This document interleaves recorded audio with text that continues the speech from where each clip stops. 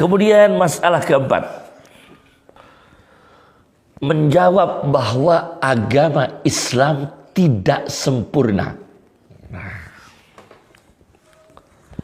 Menjawab tuduhan bahwa agama Islam tidak sempurna. Bahkan ada orang mengatakan mana ada kesempurnaan. Yang benar tugas Nabi sempurna, menjalankan Islam sempurna, bukan agama Islam yang sempurna. Ini diucapkan, ini tuduhan sangat tidak logis dan tidak berdasarkan alasan secara ilmiah. Saya baca dalam tafsir Asy-Syamil, sebuah tafsir karya Dr. Amir Abdul Aziz, orang Palestina ini ya. At-Tafsirus Syamil lil Qur'anil Karim, karya Dr. Amir Abdul Aziz, Palestina, di jilid 2 halaman 896, ketika menafsirkan ayat Al-yawma akmaltu lakum dinakum, Al-Maidah ayat 3. Pada hari ini telah aku sempurnakan kepadamu agama kamu sekalian umat Islam. Nah, bagaimana ini makna Islam agama yang sempurna? Ini saya baca penafsiran yang ilmiah dan analisis yang ilmiah. Ini saya baca dari Dr. Amir Abdul Aziz. Begini tafsirannya. Wa kamalul Islam, kesempurnaan Islam, haqiqatun, nyata. La mira'a fiha, tidak diperdebatkan. Yaqifu 'alaiha ad-darisun, yang orang-orang melakukan studi agama akhirnya tahu kesempurnaan agama Islam. Yaqifu ay yattali'u, melihat dan mengetahui. Waqafa, disandarkan pada Allah, itu artinya ay ittala'a wa 'alima wa absara, melihat, mengetahui. Alaiha, atas kenyataan kesempurnaan agama Islam, ad-darisun, satu, orang-orang yang melakukan studi ilmiah, satu. Yang kedua, wa ulul albab, orang-orang intelektual, dua. Wan nadar ay wa ulun nadar, orang-orang yang melakukan analisis ilmiah akhirnya mengetahui kenyataan kesempurnaan agama Islam. Liyarau, akhirnya mereka tahu azamat hadid din, keagungan ini agama. Jelas. Azamat hadid din, keagungan ini agama. Bahkan Dr. Amir Abdul Aziz melanjutkan pada tafsirannya, hatta ma yakuna min saghirah, sehingga tidak ada perkara kecil, wala kabirah, perkara besar, min qadayad din, dari perkara-perkara agama, wa dunya, dan perkara dunia, illa wahya maudhi'u hisab, kecuali hakikat kesempurnaan Islam maudhi'u hisab, posisi yang diperhitungkan. Yakni setiap ada problematika masalah dunia maupun masalah agama, maka posisi kesempurnaan Islam ini menjadi diperhitungkan untuk sebagai rujukan. Itu di berbagai negara dan di berbagai disiplin ilmu. Nah, saya berikan contoh. Kasus satu. Kasus yang terjadi di Amerika Serikat. Saya baca dalam kitab Mausu'ah Ghara'ibil Qasas, karya Ahmad Salim Badwilan. Ahmad Salim Badwilan.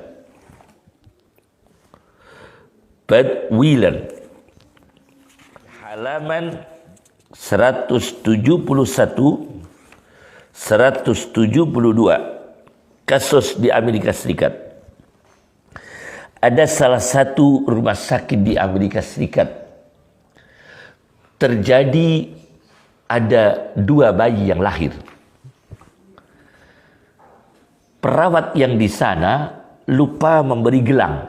Gelang sebagai pengenal yang memastikan identitas bayi ini. Bayi ini milik dengan ibu siapa, bayi ini dengan ibu siapa. Lupa, ada 2 bayi, laki-laki dan perempuan.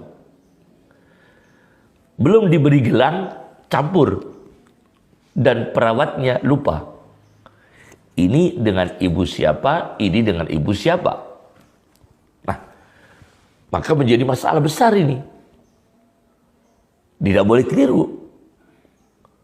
Karena ini bayi laki-laki miliknya ibunya siapa, bayi perempuan ibunya siapa. Nah, dokter di rumah sakit pun bingung. Kebetulan di antara dokter di rumah sakit Amerika Serikat, ada satu dokter yang muslim. Ada satu dokter yang muslim yang berkebangsaan Mesir. Akhirnya dokter yang berkebangsaan Mesir ini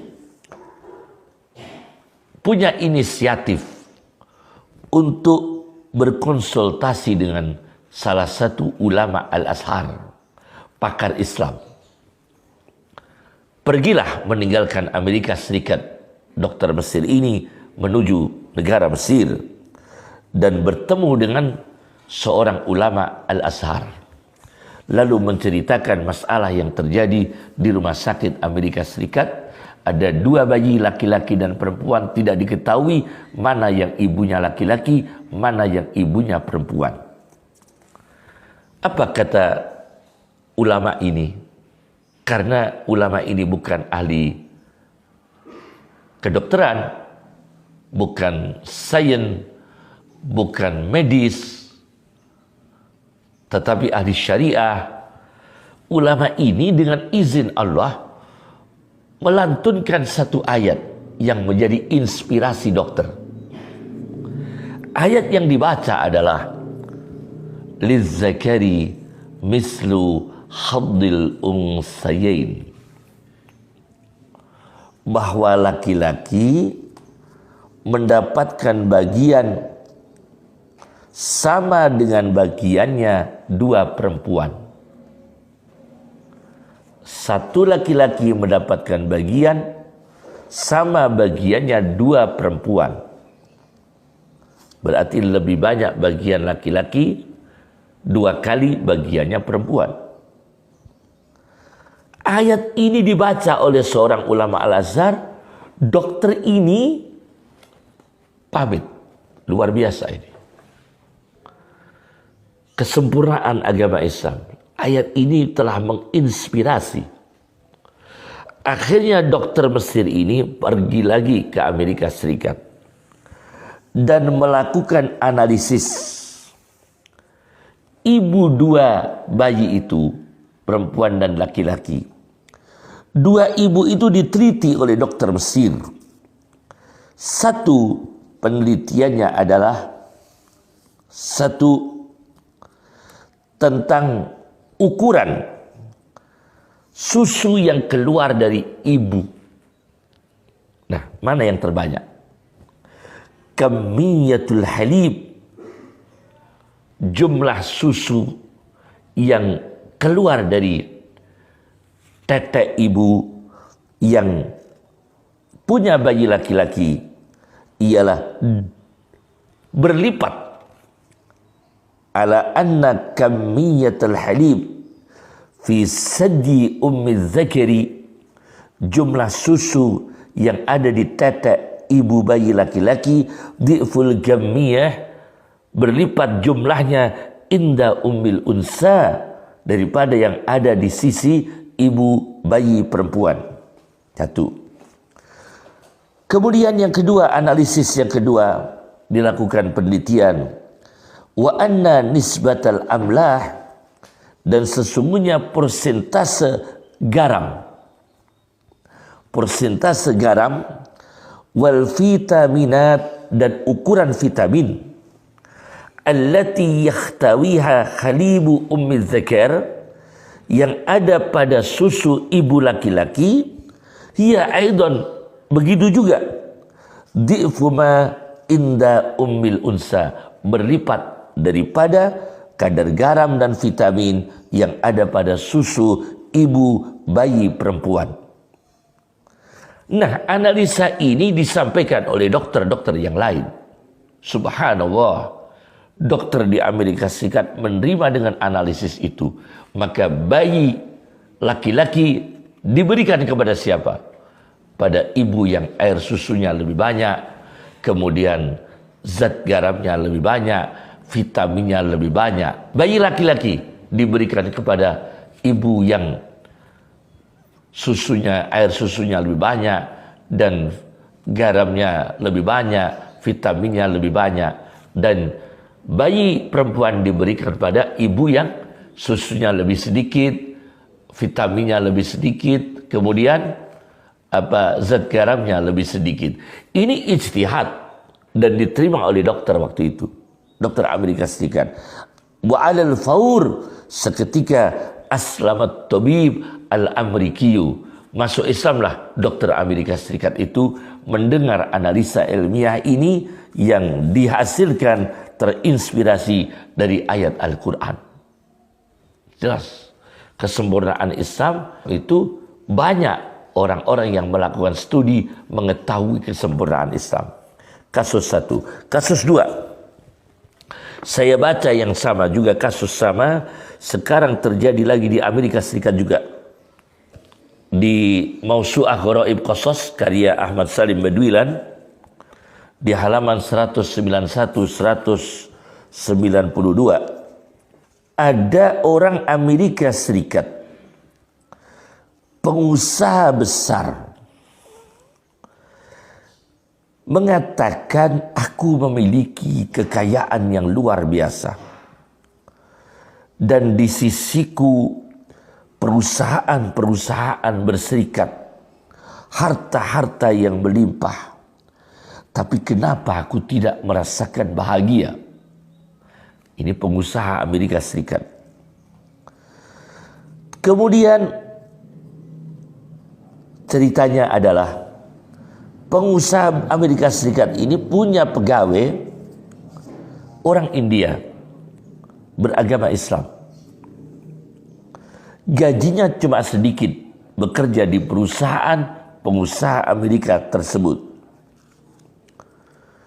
Pengusaha Amerika Serikat tidak pernah senyum, tidak pernah tertawa, tidak pernah bahagia.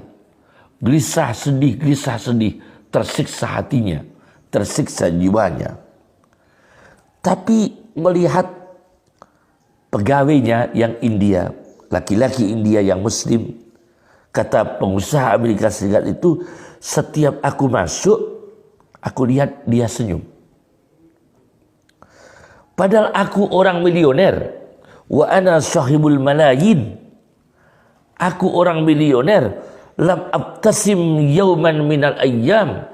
Tidak pernah aku tersenyum satu hari di antara hari.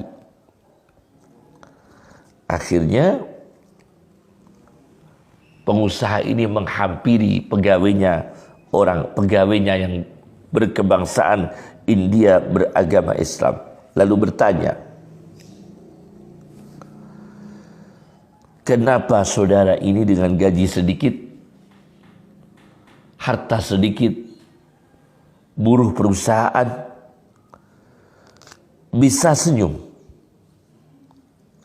Nah, apa kata pegawai India itu? Karena aku seorang Muslim, bersyahadat kepada Allah, bersyahadat kepada Rasulullah Muhammad sallallahu alaihi wasallam, dan Muhammad Rasulullah nabiku mengajarkan tentang kualitas kehidupan manusia. Bagaimana kualitas kehidupan manusia yang beriman? Tentang kualitas kehidupan manusia yang beriman. In asobathu darra sabar. Jika mengalami penderitaan, maka orang mukmin yang hidupnya berkualitas sabar. Keadaan miskin sabar, keadaan sakit sabar, keadaan difitnah sabar, keadaan dianiaya sabar. Fakana khairul lah. Maka itu lebih baik baginya. Wa in asobathu sarra. Dan jika seorang mukmin mendapatkan kegembiraan, kelapangan rezeki, kebahagiaan, kecukupan, syakar, bersyukur, menggunakan nikmat Allah pada jalan yang benar, fakana khairul lah, maka itu lebih baik baginya. Jadi kami pegawai India ini pasti hidupnya antara suka dan duka, antara pahit dan manis, antara sedih dan gembira, antara cukup dan kurang, antara sehat dan sakit. Tetapi semua aku hadapi antara sabar dan syukur. Akhirnya pengusaha Amerika Serikat ini mengatakan, aku ingin masuk agama Islam. Lalu bagaimana? Diperintahkan bersyahadat. Dan syahadat ini dilantunkan oleh pengusaha Amerika Serikat ini di depan publik. Amaman nas, di depan publik. Kemudian dia menangis. Menangisnya apa? Kata dia, wallahi, dalam bahasa Arab diceritakan, dakhala fi sadri farahun, telah masuk dalam dadaku, dalam hatiku, kegembiraan, lam ash'ur bihi mundu sanawat, yang tidak pernah aku rasakan semenjak beberapa tahun yang silam. Luar biasa ini. Ini kasus kedua tentang kesempurnaan psikologi dalam Islam. Kemudian kasus yang ketiga, saya baca karya seorang diplomat, Sayyid Muhammad Asad Shihab, seorang diplomat Indonesia. Muhammad Asad Shihab mengarang kitab Al-Allamah Muhammad Hazim Ash'ari Wadi'u Labinat Istiqlali Indonesia. Orang yang sangat alim, Muhammad Hazim Ash'ari, peletak batu pertama, termasuk peletak batu pertama kemerdekaan Indonesia. Karya seorang diplomat Muhammad Asad Shihab. Saya baca di halaman 36, 37. Menceritakan tentang ada seorang insinyur dari Belanda, muhandis Holland, Belanda, berketurunan Jerman, Almaniul asl, keturunan Jerman, muhandis mi'mari, yaitu insinyur pembangunan, arsitek. Nah, dia ini terheran selama di proyek-proyek itu melihat karyawan-karyawan muslim setiap tengah siang hari mereka ini mencuci wajah, mencuci tangan, kemudian sholat, kemudian sujud. Ini insinyur dari Belanda, keturunan Jerman. Heran, dilihat terus. Karyawan-karyawan di proyek itu setiap tengah hari siang melakukan cuci tangan, cuci muka, cuci tangan, sholat, sujud. Apa yang mereka lakukan ini? Karena dia belum beragama Islam. Akhirnya insinyur ini bertanya pada salah satu karyawan pekerja Muslim, apa maksud yang dilakukan itu? Nah, akhirnya salah satu pekerja Muslim ini mengajak insinyur ini untuk sowan ke Hasyim Asy'ari di Tebuireng. Begitu sowan di sana, bagaimana sowan di Hasyim Asy'ari, dijelaskan tentang filosofi wudu, kebersihan dalam pandangan Islam, bersesuci dalam pandangan Islam, hidup higienis dalam pandangan Islam, hidup bersih dalam pandangan Islam, ritual dengan bersih dalam pandangan Islam, dijelaskan oleh Hasyim Asy'ari dengan ilmiah. Bagaimana akhirnya? Waqtana'. Setelah insinyur ini bertemu dengan Hasyim Asy'ari, tentunya mendapatkan keterangan-keterangan dan kearifan Hasyim Asy'ari, dakwah dengan santun, dakwah dengan senyum, tidak radikal, tidak ekstrim, tidak teroris, tidak dengan kekerasan, tetapi dengan ilmiah. Waqtana'a, akhirnya insinyur itu puas, hatta aslama, sehingga masuk Islam. Jelas. Jadi maka benar apa yang dikatakan oleh Dr. Amir tadi dalam tafsir Asy-Syamil, bahwa kesempurnaan Islam itu diketahui oleh ad-darisun, orang-orang yang melakukan studi, ulul albab, orang-orang yang cendekiawan, intelektual, an-nadhar, orang-orang yang ahli analisis. Meskipun orang awam pun harus meyakini kesempurnaan Islam. Meskipun bukan orang cendekiawan, seorang Muslim harus meyakini, mempercayai kesempurnaan Islam. Meskipun dia bukan cendekiawan, meskipun dia bukan intelektual, meskipun dia bukan ahli analisis.